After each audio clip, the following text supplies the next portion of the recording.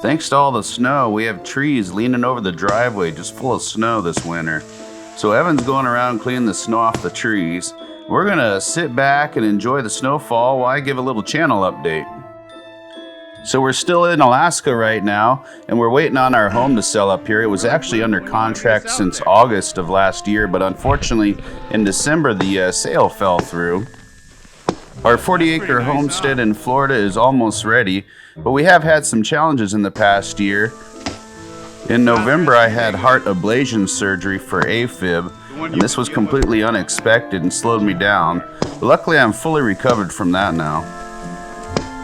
So upcoming adventures for the channel, besides watching Evan getting froze by falling snow here, is we're going to be heading back down the Alcan this spring, heading back to Florida, which is where the Kubota currently is, so we can start getting to work on the 40 acres. I'm sure my weeds have really overgrown there. So for everyone still watching, and for all of you 2,000 subscribers out there, we really appreciate it, and thanks. Have a great one. We'll see you next time.